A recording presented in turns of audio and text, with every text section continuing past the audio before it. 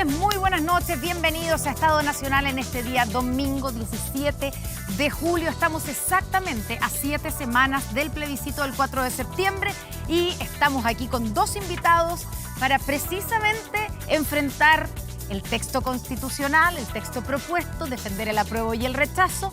Los dos son exministros de Desarrollo Social, uno del segundo gobierno de Michelle Bachelet, otro del segundo gobierno de Sebastián Piñera, un ex convencional constituyente. Los dos tienen también en común alguna participación con el tema indígena, ya lo vamos a analizar. Así es que le damos la bienvenida a Marcos Barraza y Alfredo Moreno, bienvenidos. Hola, gracias por la invitación. Muchas gracias por estar con nosotros. Evidentemente vamos a entrar a hablar de la propuesta constituyente. Ya está aquí, ¿cierto? Marcos Barraza tiene el texto constitucional, también está muy subrayado por todas partes, pero es inevitable partir preguntándoles por esta declaración, este anuncio que hizo el presidente Gabriel Boric el viernes pasado y cómo esto, al decir que si llega a ganar el rechazo, lo que va a pasar es que básicamente habría que llamar a nuevas elecciones de convencionales y a iniciar un proceso constitucional de convención constituyente, todo de nuevo y partir de cero. ¿Cómo cambia esto el escenario? Quiero partir por Marcos Barraza, de Apruebo Dignidad y exconvencional. ¿Le gustaron las declaraciones del presidente Boric? Porque hay varios convencionales o exconvencionales que no les gustó nada, no estaban poco felices. No, en mi caso a mí me parece que corresponde al rol y a las atribuciones que tiene el presidente de la República. Yo creo que con él, digamos, sus palabras no tienen en ningún caso la intención de debilitar la condición del apruebo.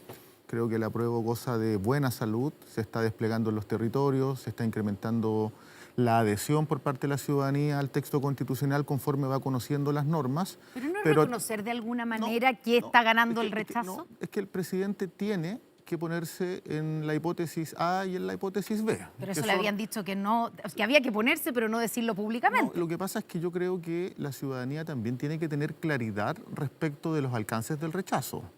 Si se impone el rechazo, que yo no creo que sea, todavía está abierta la problemática de cómo nos dotamos de una nueva constitución.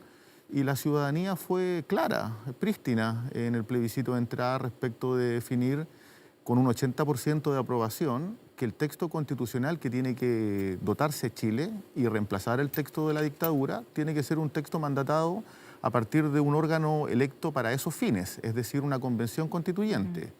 Por tanto, la ciudadanía tiene que también tener claro que esa hipótesis connota, al menos el presidente dijo 1 año y medio, yo creo que deberían ser del orden de 2 años, 2 años y medio, más, digamos, para dotarnos de una nueva constitución. Y eso prolonga una incertidumbre que es absolutamente innecesaria para el país. Prolonga tensiones, indefiniciones políticas, económicas, sociales, que son necesarias tenerlas ahora, no más adelante. ¿Es un guiño, Alfredo, al apruebo o al rechazo, las palabras, a su juicio, a las palabras del presidente Gabriel Boric? Bueno, a mí me parece que lo del presidente yo quería destacar 3 cosas. Primero, que es un reconocimiento, como decía el exministro que me tocó recibir el Ministerio de Desarrollo Social de sus manos. Bueno, se pasaron la posta, claro. Exactamente. De que el apruebo ha ido creciendo en forma muy importante. De hecho, él decía antes... ¿El apruebo? El rechazo. Y él decía antes, mire, hay 2 opciones nomás. O se aprueba y tenemos esta convención, o tenemos la Constitución del 80. Mire usted el cambio que tenemos ahora. Ya se está reconociendo que este proceso va a continuar hacia adelante, ya sea que tengamos el apruebo o que tengamos un rechazo en el cual va a tener que continuar hacia adelante. Y la gente ha ido viendo a través de, recordemos que antes nos decían que los problemas que habían malos de la convención era lo que decía un convencional, pero se iban a arreglar en una comisión. Después nos decían que lo que salía mal de una comisión se iba a arreglar en el Pleno. Después nos dijeron que lo que estaba en el Pleno se iba a arreglar en la Comisión de Armonización. Pero ya tenemos el texto y la gente lo está leyendo, lo está conociendo y periódicamente eso va mostrando, digamos, un avance. Pero lo que dice el presidente beneficia a la prueba o al rechazo. Lo segundo, me parece que la opción específica que él señala me parece que es una opción válida. Me parece que, pero es una de tantas, ¿no? Va a ser la gente, no es el presidente el que va a señalar cómo tiene que seguirse este proceso. El proceso va a seguir porque obviamente el plebiscito de entrada, en su primera parte, que lo que señala es si los chilenos quieren continuar con la Constitución del año 80 o quieren cambiarla, la mayor parte de la gente, por una mayoría muy grande, dijo, oye, no, queremos cambiarla. Y por lo tanto, lo que estaría diciéndose en caso de un rechazo es que este proyecto en particular no funcionó.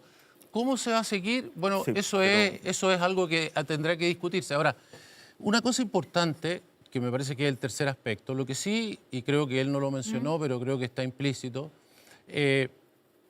este periodo de tiempo obviamente que nos ha hecho aprender. Se le encargó a un grupo de personas hacer una constitución para unir a los chilenos, para resolver un problema tremendo que teníamos, ¿no? Donde teníamos violencia, donde tuvimos el estallido de octubre del año 2019, donde teníamos que resolver diferencias y hacer algo que pudiera ser algo aceptado, no por todos, no en todas sus partes, pero sí por una gran mayoría y en su mayor parte. Si eso no resulta, bueno, tenemos que entender que tenemos que tomar esto con otro espíritu, ¿no? Con un espíritu, el presidente Lagos dijo una convención partisana. Yo creo que tenemos que buscar una constitución que sea para todos los chilenos. Claro, la pregunta es cómo se hace si es que gana el rechazo, cómo se inicia ese nuevo proceso constituyente. ¿Es correcto, Marcos, por lo que escucho, digamos, de lo que tú dices, es correcta la interpretación que hace el presidente Boric de que el mandato del plebiscito es una convención constituyente y por lo tanto automáticamente, si gana el rechazo, no sé si automáticamente, pero lo que sigue a continuación es llamar a elecciones de una nueva convención? No hay que preguntarle, no hay espacio para un acuerdo político entre los partidos, entre los parlamentarios, en el Congreso. Inequívocamente, el mandato que tiene el plebiscito del 25 de octubre es claro. Las alternativas fueron puestas sobre la mesa. Una alternativa era una convención mixta que consideraba personas electas, pero una mitad del Congreso en ejercicio. Y la otra alternativa era una convención constituyente electa para esos fines, en los términos que conocemos, con representación de mujeres, de independientes, de pueblos originarios. Se debería repetir es lo decir, mismo. un estándar democrático bien claro desde el punto de vista de la participación y de los propósitos. Yo creo que el presidente es asertivo y correcto en señalar que ese mandato está vigente.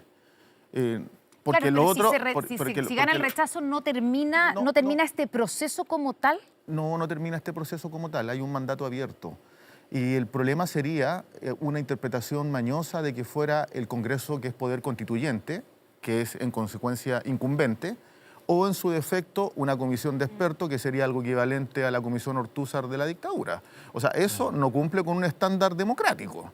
Alfredo, ¿cómo debiera darse si es que de nuevo nos ponemos en ese escenario que hizo el presidente? Esto es gracioso porque esto se discutió para el acuerdo de noviembre que dio origen a la convención.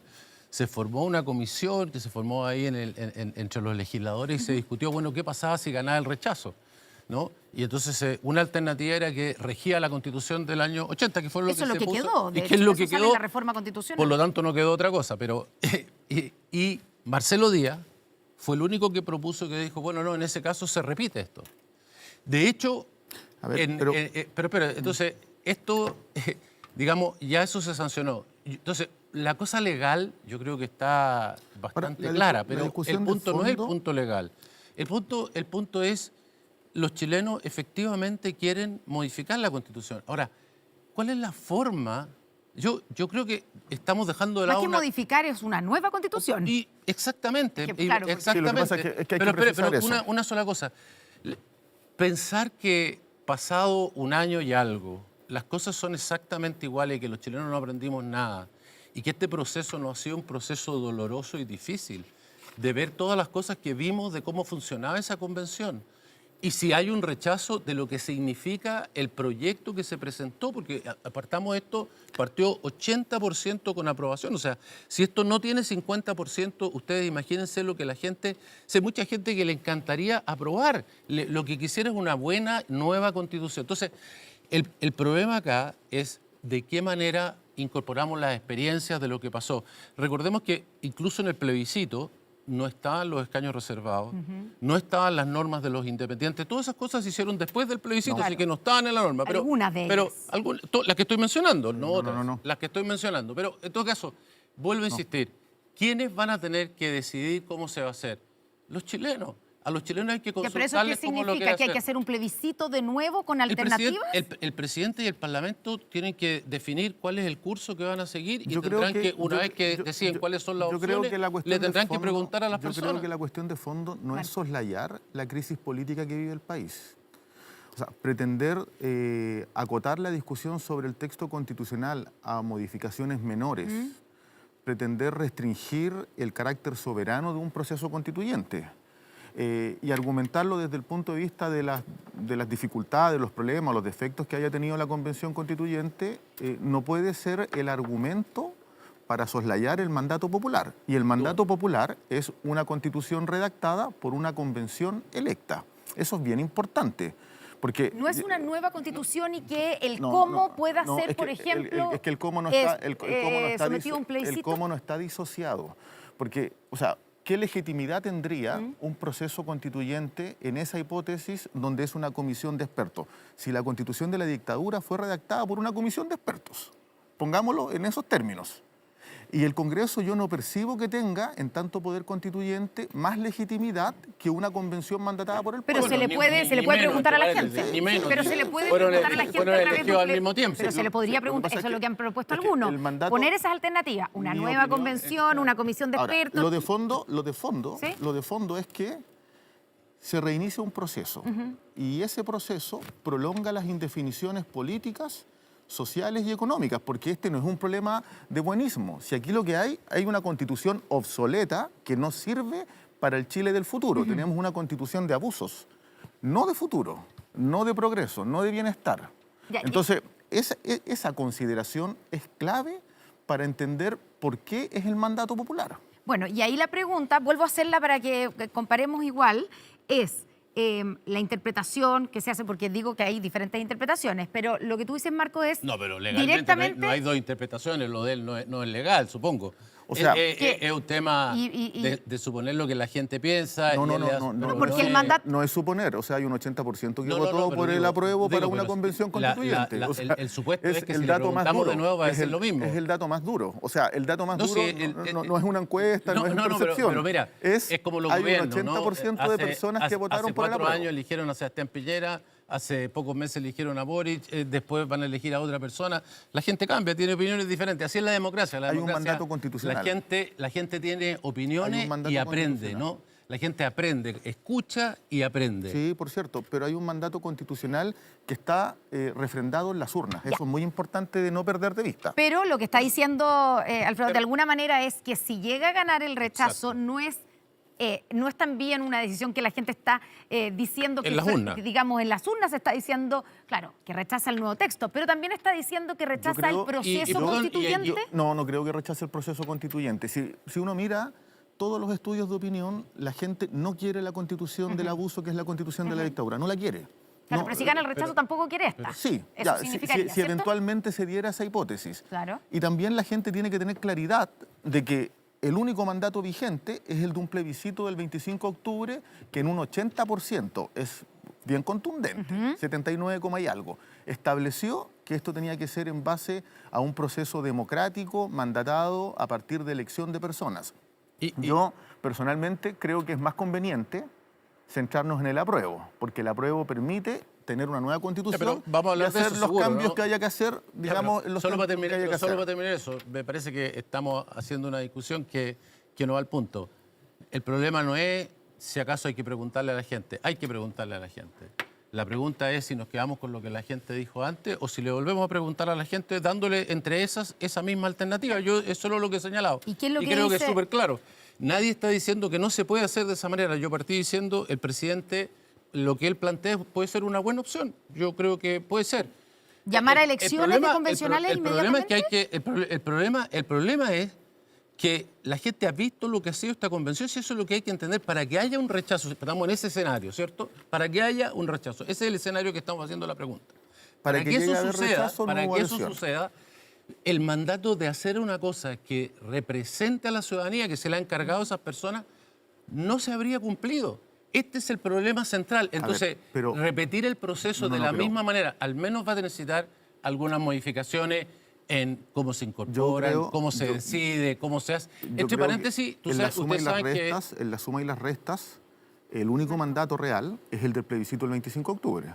No hay otro mandato. Lógico. En la suma y en la resta. Exacto. Y por lo tanto, en base a por lo eso, tanto, tú si fuera dices eso- que el presidente debiera inmediatamente, en caso de que gane el rechazo el 4 de septiembre, llamar a elección de nuevos convencionales constituyentes. Mira, No, si no esto- plebiscitar el mecanismo. No, yo creo que esto evidentemente va a significar una discusión en el Congreso, que es el poder establecido. Pero sería impensado que el Congreso se atribuyera una responsabilidad inconsulta en términos ciudadanos. Esto es bien relevante, o sea, porque no es posible soslayar la voluntad popular de que aquí se dote de una nueva constitución en el marco de un proceso soberano. Y eso es bien importante de tener presente. Sí, pero se podría plebiscitar el mecanismo, O sea, a eso voy. eso es parte de la discusión Obvio. que viene a posterior. Ya. Sí, ¿Coincide sí, en sí, eso, ya, Alfredo? Eso es preguntarle a la gente, Si es tan es, que, fácil. si es que se impone el rechazo, pues yo creo que va a ganar el apruebo. Exacto, pues zanjado este punto. Bueno, vamos otro. a los temas de fondo de la propuesta de nueva constitución. Yo decía que ambos tienen relación, alguna relación con el tema indígena, ¿cierto? Marco Barraza participó en el proceso participativo indígena, en la consulta La consulta. 169. No fue un... Exactamente, Fue consulta. consulta y proceso participativo. Cumplió con los dos estándares. Eso en el gobierno, ¿cierto?, de Michelle Bachelet. Y por otro lado, ¿cierto?, en el tiempo que alcanzó a estar de ministro de Desarrollo Social, Alfredo Moreno inició el acuerdo por la paz Pero también impulsó en la una Araucanía. consulta. Sí, También para impulsó modificar la ley Que los indígena. pueblos no quisieron. Bueno, No, perdón. Si los pueblos le llamamos a las personas que iban a quemar los locales uno No, por no, uno. no, si hubo nada si con los no me pueblos. Los refiero a pueblos eso. nunca pudieron entrar ni siquiera a los Sí, locales. nunca se realizó la consulta, no se por pudo eso, hacer eso lo digo. porque la Por eso rechazaron, digo. porque había un artículo que modificaba la propiedad de la ley de tierras. Exactamente, Sí, sí. exactamente. Y que, entre Sí, paréntesis, se vuelve a reiterar pero- en esta pero constitución. estigmatizar otro el error rechazo de gigante. por qué hubo esa consulta. O sea, había un artículo en la consulta que se impulsó en el gobierno del presidente Piñera Exacto. que establecía la posibilidad de enajenar las tierras que están No, consagradas en la no, ley no, no, no, 19.253. no, eso, Sí, y eso fue lo que hizo eso fue lo que hizo fracasar la consulta. Marco, podemos discutir de cualquier cosa, pero Sí, no me voy a discutir de lo que yo hice. Así Sí, que no, pero de eso lo fue que lo yo que hizo hice, fracasar la consulta. pero te lo digo Pero al tiro. tú no estabas ya cuando terminó. No, cuando terminó no, pero Sí. yo hice la consulta, así que Sí, yo te pero puedo no- decir. no se alcanzó a terminar. La propiedad nunca ha estado en cuestión. Sí, tiene sí, que ver con la forma de propiedad, que es un tema que es interesante por la porque convención. Vamos a había ir un a ese tema. cuestionamiento de las comunidades. Pero quiero partir por la pregun- propiedad de sí. las tierras se hace hoy día en la ley indígena, es solamente colectiva. Solamente se puede tener propiedad colectiva, no se permite la propiedad individual. En la convención también se ha puesto de la misma manera. Es un error que, por lo demás, creo que no todos es los un pueblos error. Yo creo indígenas que lo han señalado que quisieran que fuera de otra manera. yo discrepo y de eso eso. era la manera. La idea era que fuera. Pero yo discrepo nuevo, de que los pueblos han solamente señalado de que no era ser quieren tener, opcional, tierra opcional. colectiva. Dejar No. que la gente escoja, como lo que tú decías antes. Sí, no, lo si que quiere pasa- tener no. la propiedad en forma individual o la quiere tener en forma colectiva, decían ustedes. No, a ver, la ley 19.253 es clara en establecer la protección de la tierra colectiva. del Porque tiene que ver individual con los también. derechos colectivos, sí, porque es el 20B, el 20A. Sí, Exacto. que es las Las distintas dos tienen las dos protección. modalidades. Si la única diferencia es si pero- estoy obligado sí, a tener lo que pasa propiedad es que la colectiva. consulta lo que posibilitaba en ese momento era flexibilizar la propiedad de la tierra en términos de colectivo o individual. Bueno, yo y creo eso es un problema para efectos de la cosmovisión de los pueblos. Ahora, quiero preguntarles si, a juicio de ustedes, si está bien planteado la plurinacionalidad, entendiendo que se habla y se toca el tema de la plurinacionalidad en distintas partes, ¿cierto? Y en distintos capítulos de la propuesta de la nueva Constitución. Pero está al comienzo, ¿cierto? En la primera parte ya se declara que somos un Estado plurinacional. ¿Está bien abarcado, está bien la manera en que se proyecta la plurinacionalidad en la nueva Constitución? ¿Marco? Yo creo que sí. A mí me parece que el texto es bien equilibrado y ponderado en establecer una conceptualización normativa de plurinacionalidad que permite reconocer derechos políticos, derechos económicos, derechos sociales, en consonancia y derivado del convenio 169 de la OIT, permite en consecuencia de alguna manera establecer una nueva trayectoria para Chile en materia de reconocimiento de los pueblos originarios. Y creo que la virtud del texto, a propósito de ese reconocimiento de escaños reservados, de ese reconocimiento de plurinacionalidad en materia jurídica a escala comunitaria, el reconocimiento de recursos económicos para la subsistencia, que es el estándar del convenio 169, de alguna manera lo que está posibilitando, y esto es bien importante, es institucionalizar un conflicto entre los pueblos y el Estado que ha abierto brechas que tienen que cerrarse. Y esas brechas suponen que los pueblos participen del bienestar, del progreso, del desarrollo del país. Y eso, entre otras cosas, también obliga a que el Estado tenga una política proactiva en materia, por ejemplo, de restitución de tierras. Esto es bien importante. O sea, la política de restitución de tierra que está consagrada en la ley 19.253 y que obliga, no ha sido cumplida con el énfasis, con la vitalidad, con el rigor que corresponde. Y eso explica en buena medida también los conflictos que existen entre el Estado y los pueblos originarios, y particularmente el pueblo mapuche. Alfredo. No, ¿Cuál es su evaluación? Mira, como siempre en esto hay objetivos y medios, ¿no? Yo en los objetivos concuerdo con Marco. Yo creo que Chile tiene que reconocer a sus pueblos originarios, tiene que resolver problemas que existen y dolores que existen hacia el pasado. En esto se ha sido lento, se ha dejado pasar oportunidades y en ese sentido me parece que el objetivo es loable. La forma de hacerlo me parece que lo único que va a provocar son más problemas. ¿Por qué? Hablando concretamente de declarar el Estado chileno como un Estado plurinacional. La plurinacionalidad no tiene nada ni malo ni bueno porque nadie sabe qué significa. Hoy día el significado de nación ha ido cambiando. La nación que uno conocía, que tenía soberanía, ¿no? El Estado, la nación, el país, era todo la misma cosa.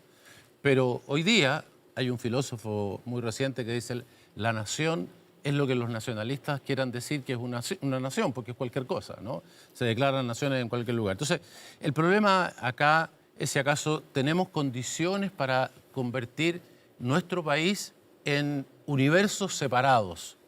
Yo diría que no las tenemos, no se da ninguna de las condiciones, ni tenemos una alta población indígena, tenemos países que se han declarado plurinacionales, hay dos, Ecuador y Bolivia, pero supongamos que le llamáramos plurinacional, porque insisto que el contenido es lo que importa, no el nombre.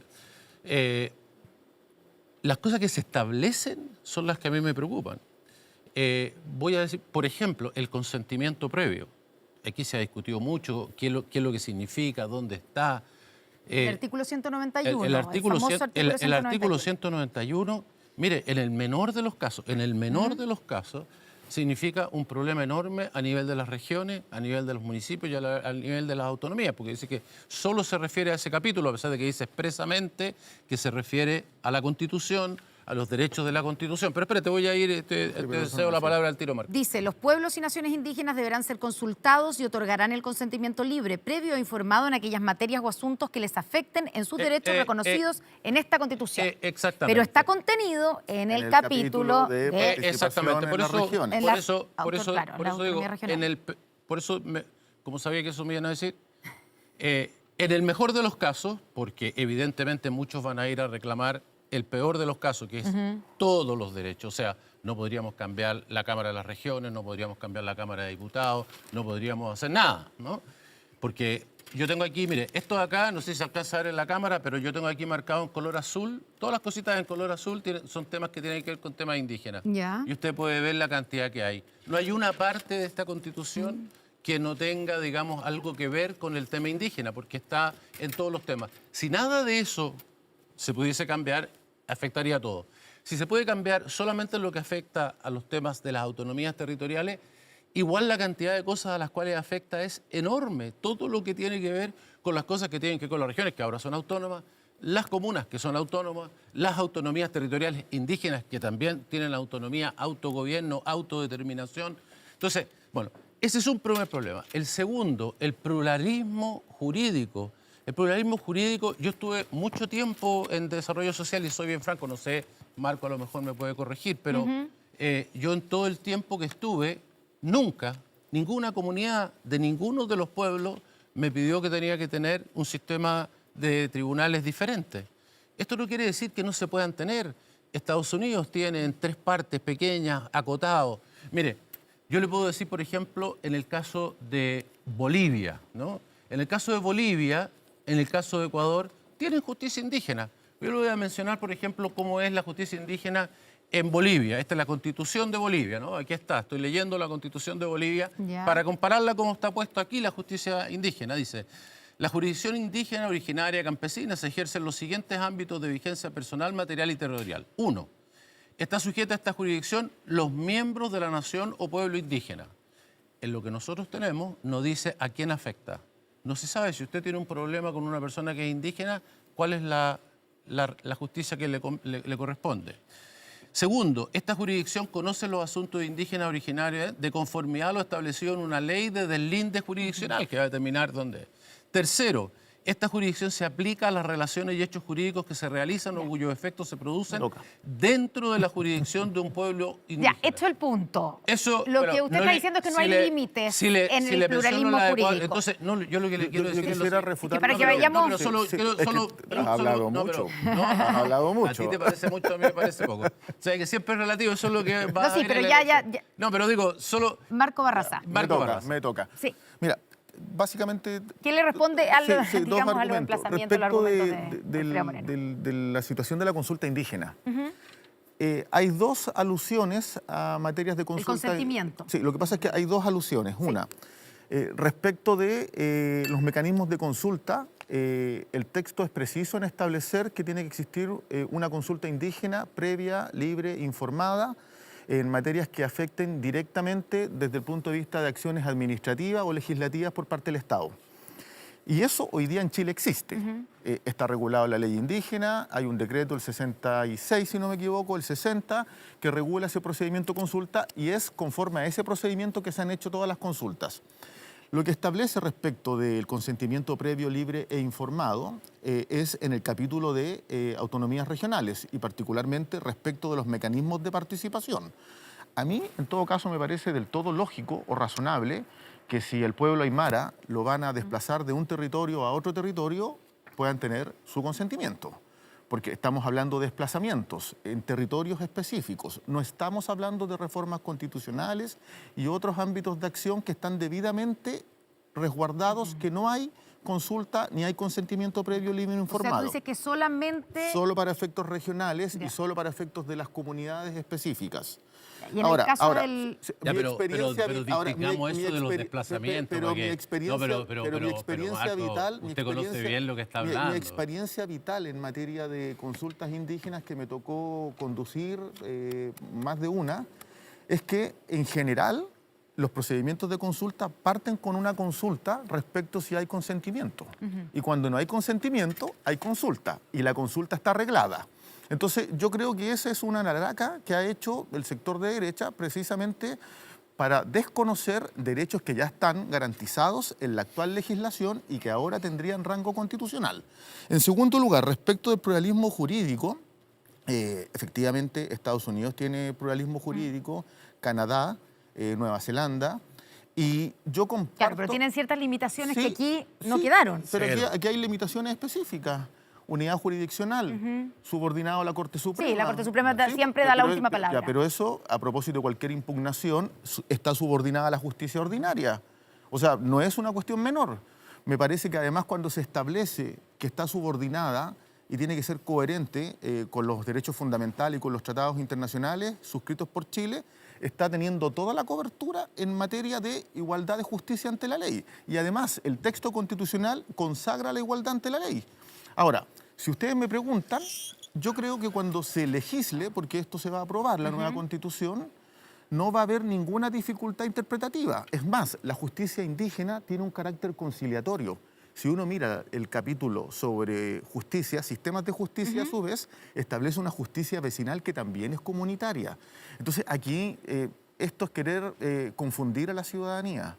La justicia indígena tiene un ámbito de acción acotado en el plano de lo conciliatorio, no en el plano penal ni civil de ninguna otra materia, porque eso sería vulnerar derechos fundamentales. Y todos tenemos, es más, en el gobierno de la presidenta Bachelet, en el segundo gobierno, se hizo la última consulta que dejó sin efecto una calificación penal distinta en el caso de la isla de Pascua respecto de quienes no somos integrantes de la isla de Pascua.